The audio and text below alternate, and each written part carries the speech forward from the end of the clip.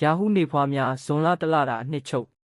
ဒီဇွန်လဟာယာဟုသားသမီးတွေအတွက်စမ်းသစ်သောစိတ်ကူးများနဲ့နည်းပညာအသစ်များကိုစူးစမ်းရှာဖွေရန်အထူးကောင်းမွန်တဲ့လလို့ဆိုရမှာပါဒီလမှာအထူးသဖြင့်စက်မှုလက်မှု IT နည်းပညာတီထွင်ဖန်တီးမှုနယ်ပယ်များတွင်တည်တာသောတိုးတက်မှုများရရှိနိုင်ပါတယ်အခုလရဲ့ခေါင်းစဉ်ကတော့အစဉ်အလာကိုဂရုစိုက်ပြီးစမ်းသစ်မှုဖြင့်အနာဂတ်စီတိုပါသို့သောဇွန်လကုန်ပိုင်း29ရက်နောက်ပိုင်းအင်္ဂါနှင့်ရာဟုဂျိုတို့ပူးတွဲရပ်တည်မှုဖြစ်ပေါ်ချိန်တွင်ပါပကြိုနှလုံး၏အကျိုးသက်ရောက်မှုကြောင့်စီးပွားရေးနှင့်လူမှုရေးအရာရုတ်တရက်ပြောင်းလဲမှုများဖြစ်ပေါ်လာနိုင်ပါသည်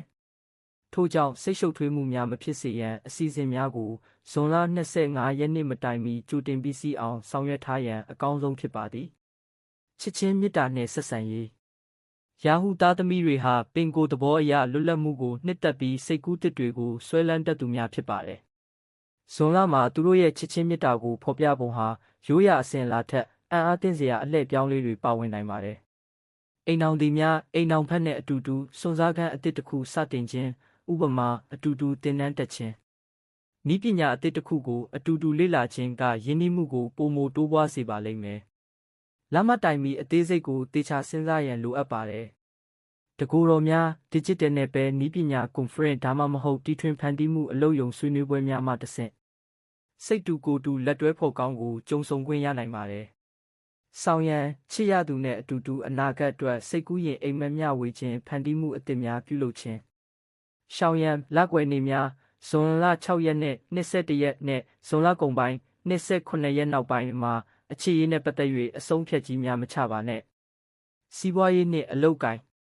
ယာဟုသားသမီးတွေရဲ့ဇွန်လဟာနယ်ပယ်တစ်တွေကိုစူးစမ်းရှာဖွေခြင်းအနာဂတ်ကိုဦးတည်သောလုပ်ငန်းများဥပမာဉာဏ်ရည်တုအာကာသယာဉ်နည်းပညာအသစ်များအတွက်အထူးကောင်းမွန်တဲ့လဖြစ်ပါတယ်လဆန်းပိုင်း1ရက်မှ15ရက်ရုံးတွင်ယာဟုသားတို့ရဲ့စမ်းသစ်တီထွင်မှုကိုအတိမတ်ပြုခြင်းခံရနိုင်ပါတယ်သို့သောနီလန်းတစ်များကိုအကောင့်ထဲဖော်ရာတွင်ရှေးရိုးဆွဲလုပ်ဖော်ကိုင်ဖက်များ၏အတားအဆီးကိုရင်ဆိုင်ရနိုင်ပါတယ်လကုန်ပိုင်း16ရက်မှ30ရက်လကုန်ပိုင်းတွင်အင်္ဂါဂျိုနှင့်ယာဟုဂျိုတို့ပူးတွဲရပ်တည်မှုကြောင့်ပြိုင်ဆိုင်မှုများပိုမိုပြင်းထန်လာကာအချို့သောလုပ်ငန်းများတွင်ရုတ်ချည်းအပြောင်းအလဲများဖြစ်ပေါ်လာနိုင်ပါသည်။ဒါကြောင့်အလျှော့အတင်းလုပ်ရန်မသင့်တော်သည့်အချိန်ဖြစ်ပြီးသက်သေအထောက်အထားများကိုတေချာစစ်ဆေးပြီးမှလှုပ်ဆောင်ပါ။မလိုအပ်ဘဲစွန့်စားခြင်းကိုရှောင်ကျဉ်သင့်ပါတယ်။ကျန်းမာရေးနှင့်သတိပြုရန်ယာဟုသားတွေဟာအာယုံကြောစနစ်နှင့်အစာချေစနစ်တွင်အားနည်းချက်ရှိတတ်ပါတယ်။အထူးသဖြင့်ဇွန်လ9ရက်မှ21ရက်အတွင်းအေးမိခြင်းခေါင်းကိုက်ခြင်းဖျားနာခြင်းနှင့်ဓာတ်မတည့်ခြင်းများဖြစ်ပွားတတ်ပါတယ်။အစာမကြေသည့်ဝေဒနာများအပြင်ကိုလက်စထရောနှင့်သွေးတိုးနှုန်းများအနည်းငယ်ဖောက်ပြန်ပြောင်းလဲမှုရှိနိုင်ပြီးအိုင်အိုဒင်းတက်ပါသောအစားအစာများမှအန္တရာယ်ရှိနိုင်ပါတယ်။ဇွန်လအတွက်ကံကောင်းစေမယ့်အရာများ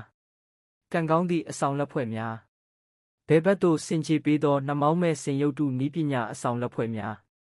ကံကောင်းသည့်နံပါတ်များ992ကံကောင်းသည့်အယောင်များအနက်ရောင်အပြာရင်းရောင်နှင့်ငွေရောင်